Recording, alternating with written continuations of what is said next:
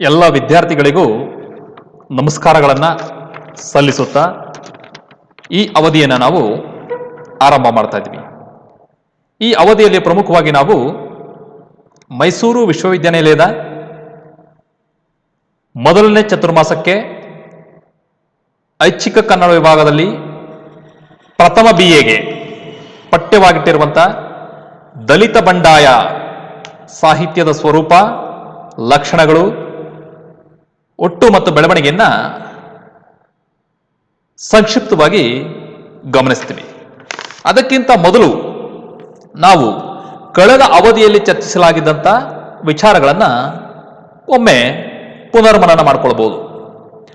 ನಾವು ಕಳೆದ ಅವಧಿಯಲ್ಲಿ ನವ್ಯ ಸಾಹಿತ್ಯದ ಒಟ್ಟು ಮತ್ತು ಬೆಳವಣಿಗೆಯನ್ನ ಸಂಕ್ಷಿಪ್ತವಾಗಿ ನೋಡಿದ್ವು. ಅದಕ್ಕೂ ಮೊದಲು ನವ್ಯ ಸಾಹಿತ್ಯದ ಹುಟ್ಟಿಗೆ ದೊರೆತಂತ ಪ್ರೇರಣೆ ಮತ್ತು ಪ್ರಭಾವಗಳನ್ನು ಗಮನಿಸಿದ್ವಿ. ಆನಂತರದಲ್ಲಿ ನವ್ಯ ಪೂರ್ವ ಸಾಹಿತ್ಯದ ಬಗೆಗೆ ತಿಳಿದುಕೊಂಡಿದ್ದೀವಿ.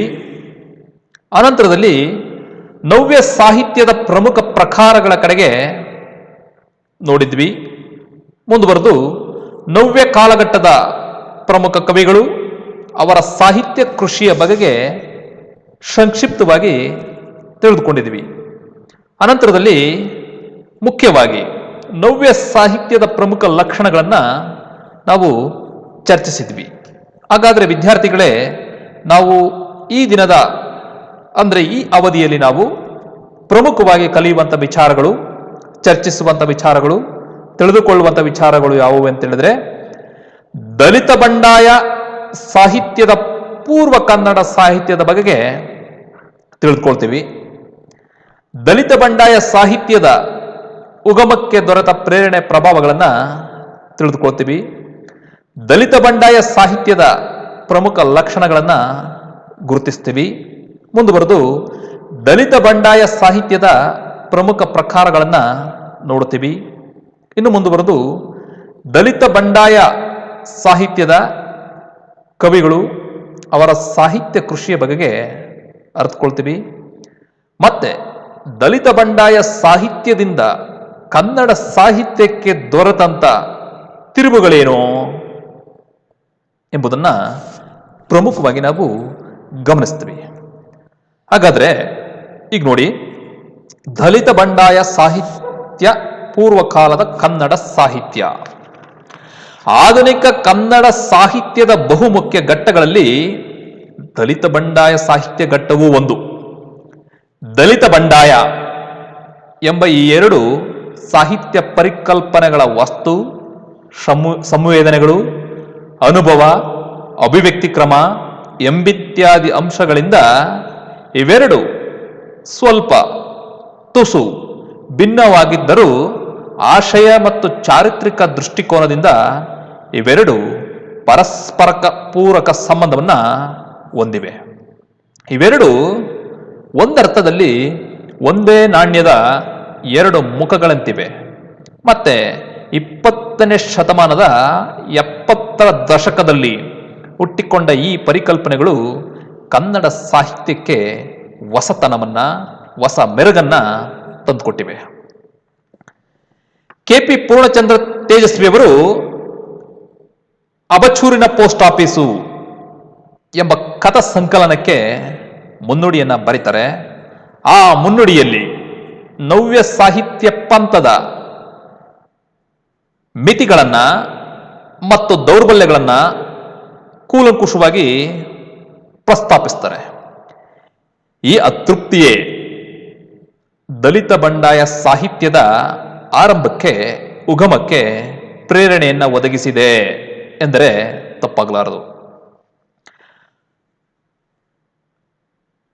KP ಪೂರ್ಣಚಂದ್ರ ತೇಜಸ್ವಿಯವರು ತಮ್ಮ ಅಬಚೂರಿನ ಪೋಸ್ಟ್ ಆಫೀಸು ಎಂಬ ಕಥಾ ಸಂಕಲನದ ಮುನ್ನುಡಿಯಲ್ಲಿ ಹೀಗೆ ಹೇಳ್ತಾರೆ: ನವ್ಯ ಸಾಹಿತ್ಯದ ಶೈಲಿ ಯಾಂತ್ರಿಕವಾಗಿರುವ ಸಾಂಕೇತಿಕ ಶೈಲಿ, ಅದರ ತಂತ್ರ ಸವಕಲು ಎಂದು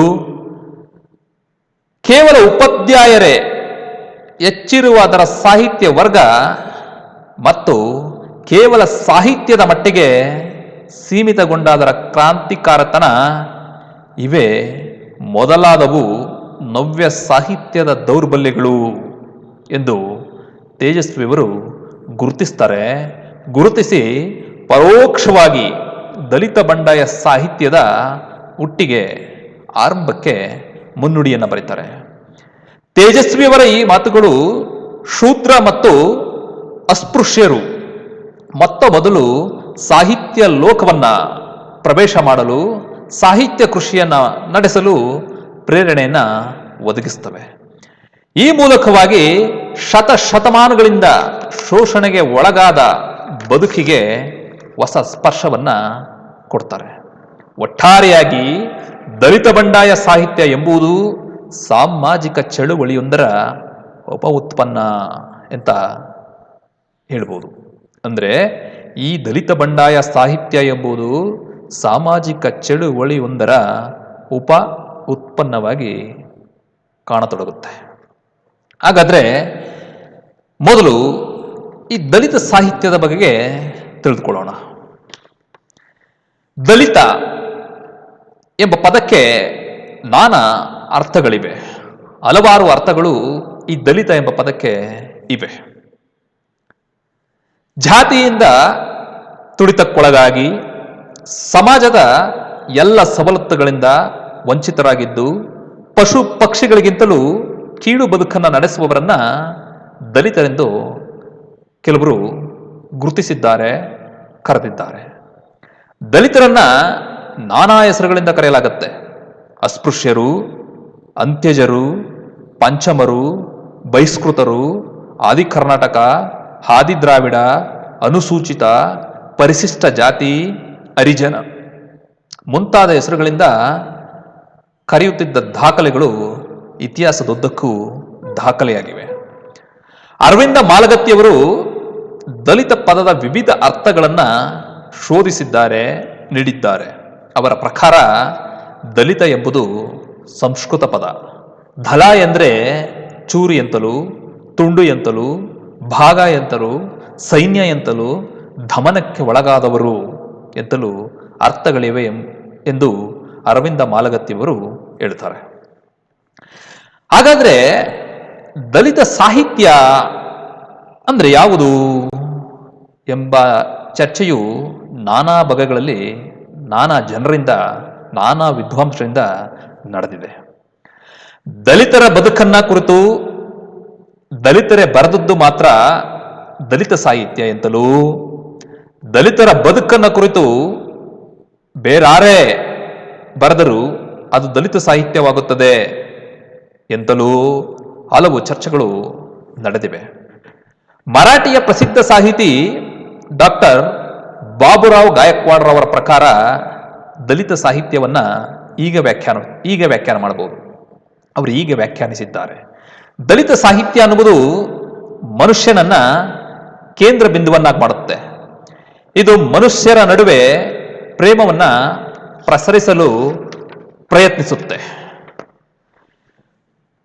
ಅಷ್ಟೇ ಅಲ್ಲದೆ ದಲಿತ ಸಾಹಿತ್ಯ ಪ್ರತಿಕಾರ ಸಾಹಿತ್ಯವಲ್ಲ, ಮನುಷ್ಯನನ್ನ ಸಂಕಟದಿಂದ ಬಿಡುಗಡೆಗೊಳಿಸುವ ಕಡೆ ಅದು ತುಡಿಯುತ್ತೆ ಎಂದು ದಲಿತ ಸಾಹಿತ್ಯವನ್ನ ಮರಾಠಿಯ ಈ ಪ್ರಸಿದ್ಧ ಸಾಹಿತಿ ವ್ಯಾಖ್ಯಾನಕ್ಕೆ ಒಳಗು ಮಾಡಿದ್ದಾರೆ. ಇದಿಷ್ಟು ದಲಿತ ಸಾಹಿತ್ಯದ, ದಲಿತ ಪದದ ವ್ಯಾಖ್ಯಾನವಾದರೆ ಮುಂದೆ ಬಂಡಾಯ ಸಾಹಿತ್ಯದ ವ್ಯಾಖ್ಯಾನವನ್ನು ನೋಡಬಹುದು. ಕವಿ, ವಿಮರ್ಶಕ ಜಿ.ಎಸ್. ಶಿವರುದ್ರಪ್ಪನವರು ಹೀಗೆ ವ್ಯಾಖ್ಯಾನ ಪಡಿಸ್ತಾರೆ. ನನ್ನ ಮಟ್ಟಿಗೆ ಹೇಳುವುದಾದರೆ ಬಂಡಾಯ ಎನ್ನುವುದೊಂದು ಮನೋಧರ್ಮ. ಈ ಮನೋಧರ್ಮದ ಮುಖ್ಯ ಲಕ್ಷಣ ಸಾಮಾಜಿಕ ಅಸಮಾನತೆ ಮತ್ತು ಅನ್ಯಾಯಗಳನ್ನು ಒಟ್ಟಾರೆಯಾಗಿ ವಸ್ತುಸ್ಥಿತಿಯನ್ನ ಪ್ರಶ್ನಿಸುವ ಮತ್ತು ಪರಿಸ್ಥಿತಿಯನ್ನ ಬದಲಾಯಿಸುವ ಉದ್ದೇಶದಿಂದಾಗಿ ಪ್ರತಿಭಟಿಸುವಂತ ಒಂದು ಪ್ರವೃತ್ತಿ. ಶತಮಾನಗಳ ಕಾಲ ಅಕ್ಷರ ಜ್ಞಾನದಿಂದ, ಅಕ್ಷರದ ಜ್ಞಾನದ ಸವಲತ್ತುಗಳಿಂದ ವಂಚಿತರಾಗಿದ್ದು ಮತ್ತು ಮೇಲಿನ ಎಲ್ಲ ವರ್ಗಗಳಿಂದ ತುಳಿತಕ್ಕೆ ಒಳಗಾಗಿದ್ದ ಸಮಾಜದ ಕೆಳಗಿನ ಸ್ತರ ಬಂದು ಮಾತನಾಡಲು ಕಲಿತು ತನ್ನ ಪ್ರತಿಭಟನೆಯನ್ನ ಅಭಿವ್ಯಕ್ತಪಡಿಸತೊಡಗಿದಾಗ ಮೂಡಿ ಬಂದದ್ದೇ ಬಂಡಾಯ ಸಾಹಿತ್ಯ ಎಂದಿದ್ದಾರೆ. ಇದು ಬಂಡಾಯ ಸಾಹಿತ್ಯವನ್ನು ಕುರಿತಂಗೆ GS ಶಿವರುದ್ರಪ್ಪನವರು ಅಭಿಪ್ರಾಯಪಟ್ಟಿರುವಂಥ ಮಾತುಗಳು. ಹಾಗಾದರೆ ಈ ದಲಿತ ಬಂಡಾಯ ಸಾಹಿತ್ಯ ಹೇಗುಡ್ತು? ಅದರ ಹುಟ್ಟಿಗೆ ದೊರೆತಂಥ ಪ್ರೇರಣೆ ಪ್ರಭಾವಗಳು ಯಾವುವು? ಅವುಗಳನ್ನು ನಾವು ಮುಂದಿನಂತೆ ನೋಡಬಹುದು. ದಲಿತ ಬಂಡಾಯ ಸಾಹಿತ್ಯದ ಪ್ರಮುಖ ಪ್ರೇರಣೆಗಳನ್ನು ನಾವು 2 ಬಗೆಗಳಲ್ಲಿ ಕಾಣ್ತೀವಿ. ಅವುಗಳಲ್ಲಿ ಮುಖ್ಯವಾಗಿ ಸಾಹಿತ್ಯೇತರ ಪ್ರೇರಣೆಗಳು ಮತ್ತು ಸಾಹಿತ್ಯಿಕ ಪ್ರೇರಣೆಗಳು ಅಂತ ವಿಭಾಗ ಮಾಡಿಕೊಳ್ತೀವಿ. ಅವುಗಳಲ್ಲಿ ಮೊದಲನೆಯದು ಸಾಹಿತ್ಯಿಕ ಪ್ರೇರಣೆಗಳು. ನವ್ಯ ಸಾಹಿತ್ಯದ ಇತಿಮಿತಿಗಳು ದಲಿತ ಬಂಡಾಯ ಸಾಹಿತ್ಯಕ್ಕೆ ಪ್ರಮುಖವಾಗಿ ವೇದಿಕೆಯನ್ನು ಒದಗಿಸುತ್ತವೆ. ಹಲವು ಸಂಗತಿಗಳು ದಲಿತ ಬಂಡಾಯ ಸಾಹಿತ್ಯದ ಹುಟ್ಟಿಗೆ ಕಾರಣಕರ್ತವಾಗ್ತವೆ. ಅವುಗಳಲ್ಲಿ ಮುಖ್ಯವಾಗಿ ತೆಲುಗಿನ ದಿಗಂಬರ ಕಾವ್ಯ, ಕಪ್ಪು ಸಾಹಿತ್ಯ ಪ್ರಧಾನವಾಗಿ ಮುನ್ನೆಲೆಗೆ ಬರ್ತವೆ. ಅವುಗಳಲ್ಲಿ ಮೊದಲನೇದು ತೆಲುಗಿನ ದಿಗಂಬರ ಕಾವ್ಯ.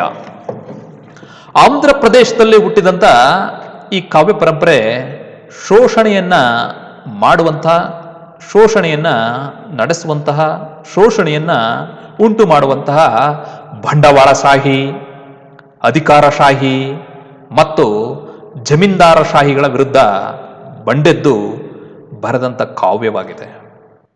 ತೆಲುಗಿನ ದಿಗಂಬರ ಕಾವ್ಯ ಕನ್ನಡದ ದಲಿತ ಬಂಡಾಯ ಸಾಹಿತ್ಯದ ಉಗಮಕ್ಕೆ ನೇರವಾಗಿ, ಪ್ರತ್ಯಕ್ಷವಾಗಿ ಪ್ರೇರಣೆ ಮತ್ತು ಪ್ರಭಾವವನ್ನು ನೀಡುತ್ತೆ.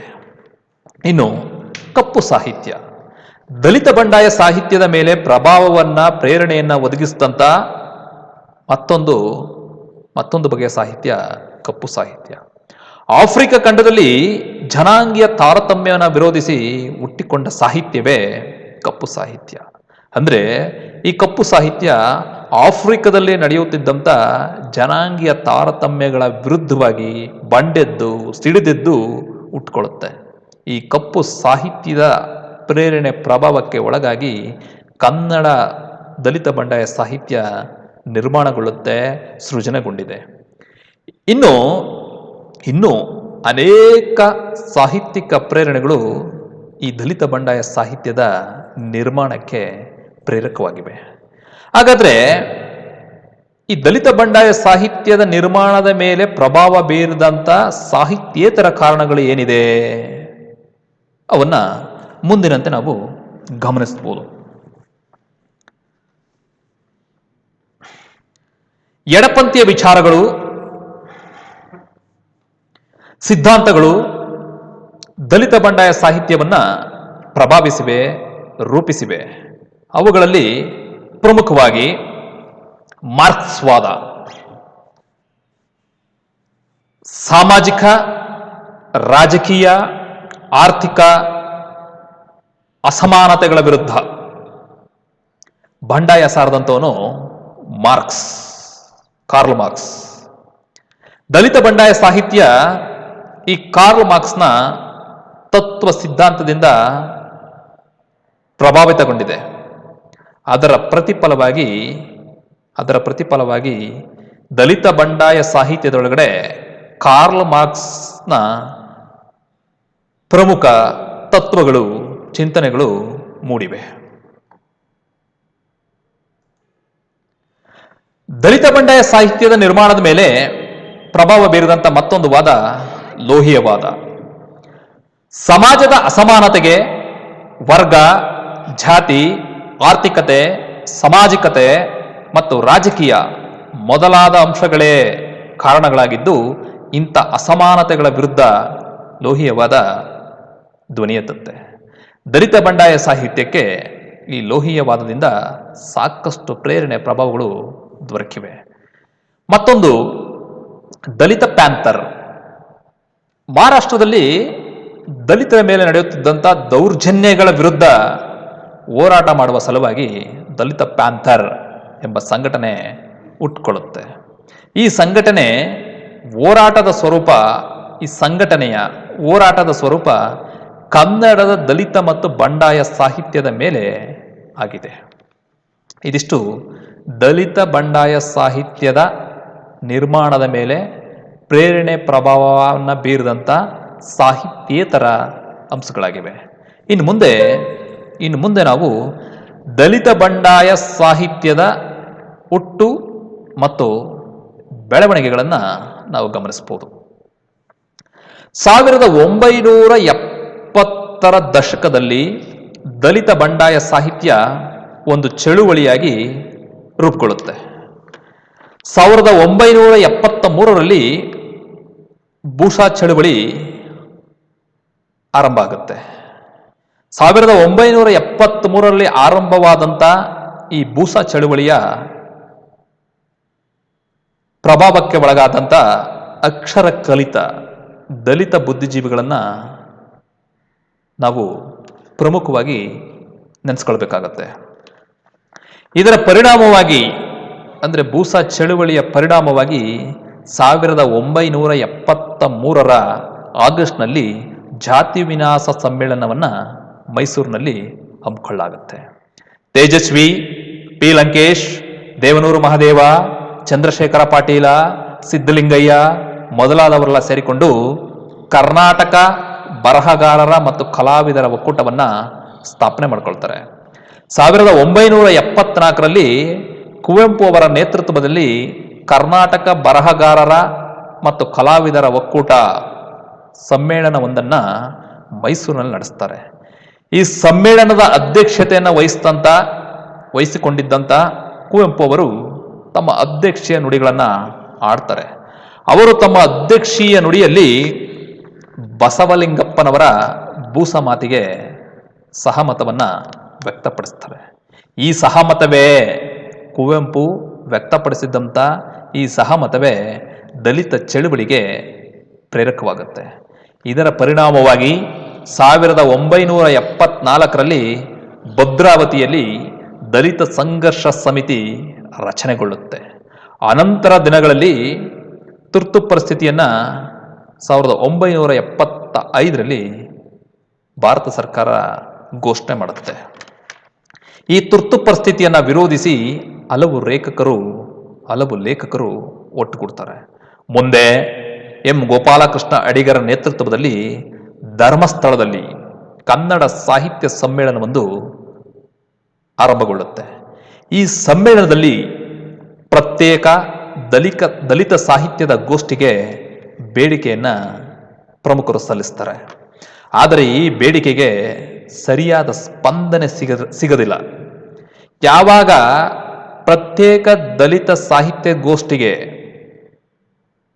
ಸರಿಯಾದ ಸ್ಪಂದನೆ ಸಿಗದಿಲ್ವೋ ಆಗ ಬೆಂಗಳೂರಿನಲ್ಲಿ ಬಂಡಾಯ ಸಾಹಿತ್ಯ ಸಮ್ಮೇಳನವನ್ನು ಪ್ರಮುಖರು ಸಂಘಟಿಸ್ತಾರೆ. ಈ ಸಮ್ಮೇಳನದಲ್ಲಿ ಕರಪತ್ರಗಳನ್ನು ಹೊರಡಿಸ್ತಾರೆ. ಆ ಮೂಲಕ ಬಂಡಾಯ ಸಾಹಿತ್ಯದ ಗೊತ್ತು ಗುರಿಗಳನ್ನು ಪ್ರಕಟಪಡಿಸ್ತಾರೆ.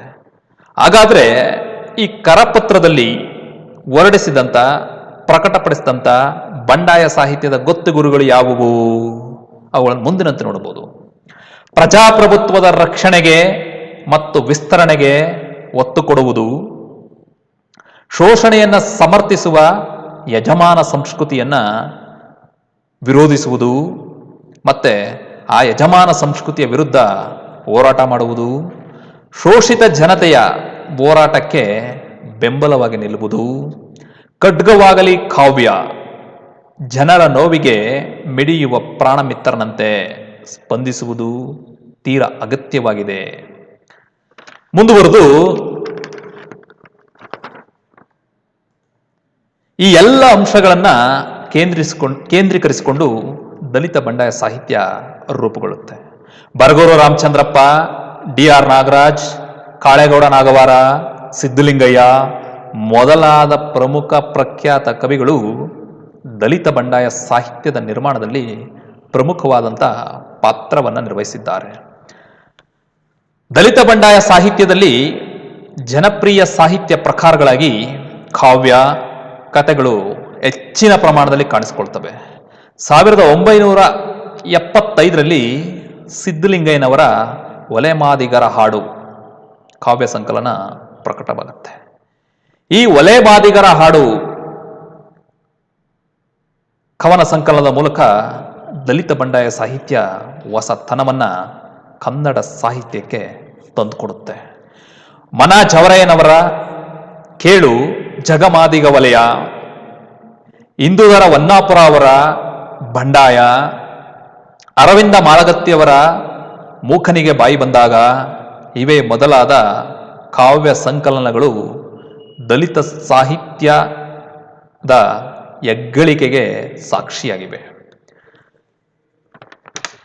ಕುಂ ವೀರಭದ್ರಪ್ಪ, ಡಾಕ್ಟರ್ ಬೆಸಗಳ್ಳಿ ರಾಮಣ್ಣ, ಮೊಗ್ಗಳ್ಳಿ ಗಣೇಶ್, ಪರಗೂರು ರಾಮಚಂದ್ರಪ್ಪ, ಖಾತಾ ಚಿಕ್ಕಣ್ಣ, ಕರಿಗೌಡ ಬಿಚ್ಚನಹಳ್ಳಿ ಮೊದಲಾದವರು ದಲಿತ ಬಂಡಾಯ ಮನೋಧರ್ಮದ ನೆಲೆಯಿಂದ ಕಥೆಗಳನ್ನು ಬರೆದಿದ್ದಾರೆ. ಇನ್ನು ದೇವನೂರು ಮಹಾದೇವ, ಬರಗೂರು ರಾಮಚಂದ್ರಪ್ಪ ಮೊದಲಾದವರು ದಲಿತ ಬಂಡಾಯ ಮನೋಧರ್ಮದ ಹಿನ್ನೆಲೆಯಲ್ಲಿ ಕಾದಂಬರಿಗಳನ್ನು ರಚನೆ ಮಾಡಿದ್ದಾರೆ. ದಲಿತ ಬಂಡಾಯ ಸಾಹಿತ್ಯ ಚಳುವಳಿಯಲ್ಲಿ ನಾಟಕ ಪ್ರಕಾರವು ಮಹತ್ವವಾದಂಥ ಸ್ಥಾನವನ್ನು ಪಡೆದುಕೊಂಡಿದೆ. ಅದರಲ್ಲೂ ಬೀದಿ ನಾಟಕಗಳ ರಚನೆಗೆ ಹೆಚ್ಚು ಮನ್ನಣೆ ಈ ದಲಿತ ಬಂಡಾಯ ಸಾಹಿತ್ಯದ ಸಂದರ್ಭದಲ್ಲಿ ಸಿಕ್ಕಿದೆ. ದಲಿತರ ಮೇಲಿನ ದೌರ್ಜನ್ಯ, ದಲಿತರ ಮೇಲೆ ನಡೆಯುತ್ತಿದ್ದಂಥ ದಬ್ಬಾಳಿಕೆ, ಕ್ರೌರ್ಯ, ಅತ್ಯಾಚಾರ ಇನ್ನು ಮುಂತಾದ ವಿಚಾರಗಳನ್ನು ಈ ನಾಟಕಗಳಲ್ಲಿ ವಸ್ತುಗಳನ್ನಾಗಿ ಆಯ್ದುಕೊಂಡು ಜನರಲ್ಲಿ ವೈಚಾರಿಕತೆಯನ್ನು ಮೂಡಿಸಲು ದಲಿತ ಬಂಡಾಯ ಕಾಲಘಟ್ಟದ ನಾಟಕಕಾರರು ಮುಂದಾಗಿರುವುದು ಪ್ರಶಂಸಾರ್ಹವಾಗಿದೆ. ಹೀಗೆ ದಲಿತ ಬಂಡಾಯ ಸಾಹಿತ್ಯದ ಒಂದು ಮೈಲಿಗಲ್ಲು ಕನ್ನಡ ಸಾಹಿತ್ಯ ಚರಿತ್ರೆಯಲ್ಲಿ ಆರಂಭಗೊಂಡಿದೆ.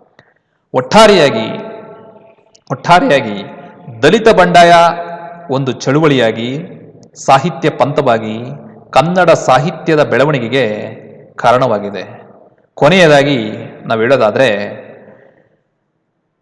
ನಾವು ಈ ಅವಧಿಯಲ್ಲಿ ಪ್ರಮುಖವಾಗಿ ಚರ್ಚಿಸಿದಂಥ ವಿಚಾರಗಳು ಯಾವುವು ಅಂತ ಹೇಳಿದ್ರೆ, ಪ್ರಮುಖವಾಗಿ ದಲಿತ ಬಂಡಾಯ ಸಾಹಿತ್ಯದ ಪೂರ್ವ ಕನ್ನಡ ಸಾಹಿತ್ಯದ ಬಗೆಗೆ ನಾವು ಗಮನ ಹರಿಸ್ತೀವಿ.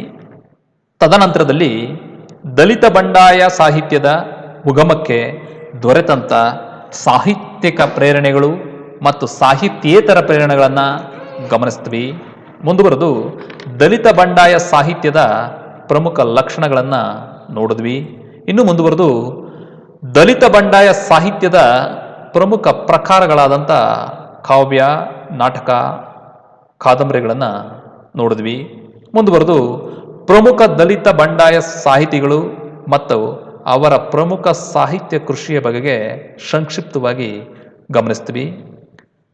ಮತ್ತೆ ದಲಿತ ಬಂಡಾಯ ಸಾಹಿತ್ಯದಿಂದ ಕನ್ನಡ ಸಾಹಿತ್ಯಕ್ಕೆ ದೊರೆತ ತಿರುವುಗಳನ್ನು ನಾವು ಕೂಲಂಕುಷವಾಗಿ ಈ ಅವಧಿಯಲ್ಲಿ ಚರ್ಚಿಸಿದಂಥ ವಿಚಾರಗಳನ್ನು ಆಧರಿಸಿ ನಿಮ್ಮ ಸ್ಪರ್ಧಾತ್ಮಕ ಪರೀಕ್ಷೆಗಳಲ್ಲಿ ಹಲವು ಪ್ರಶ್ನೆಗಳು ಮೂಡಿಬರ್ತವೆ. ಮುಖ್ಯವಾಗಿ ದಲಿತ ಸಂಘರ್ಷ ಸಮಿತಿ ರಚನೆಗೊಂಡಿದ್ದು ಯಾವಾಗ ಅಂತ ಕೇಳ್ಬೋದು. 1874. ಮುಂದುವರೆದು ದಲಿತ ಬಂಡಾಯ ಸಾಹಿತ್ಯ ಚಳವಳಿ ಆರಂಭಗೊಂಡಿದ್ದು ಯಾವಾಗ ಕೇಳ್ಬೋದು. 1970.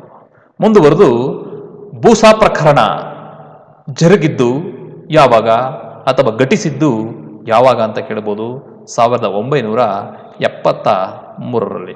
ಮುಂದುವರೆದು ಖಡ್ಗವಾಗಲಿ ಕಾವ್ಯ ಜನರ ನೋವಿಗೆ ಮಿಡಿಯುವ ಪ್ರಾಣ ಮಿತ್ರ ಈ ಧ್ಯೇಯ ವಾಕ್ಯ ಸಂಬಂಧಿಸಿರುವುದು ಯಾವ ಸಾಹಿತ್ಯ ಘಟ್ಟಕ್ಕೆ ಅಂತ ಕೇಳಬಹುದು.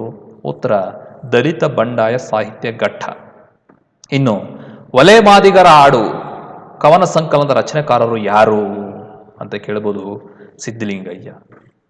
ಹೀಗೆ ಇದೇ ಮಾದರಿಯ ಹಲವಾರು ಪ್ರಶ್ನೆಗಳು ನಿಮ್ಮ ಸ್ಪರ್ಧಾತ್ಮಕ ಪರೀಕ್ಷೆಗಳಲ್ಲಿ ಬರ್ಬೋದು ಅಂತ ಹೇಳ್ತಾ ಇಂದಿಗೆ ಇಲ್ಲಿಗೆ ಈ ಅವಧಿಯನ್ನು ನಾವು ಮುಕ್ತಾಯಗೊಳಿಸ್ತಾ ಇದ್ದೀವಿ. ಎಲ್ಲರಿಗೂ ಧನ್ಯವಾದಗಳು.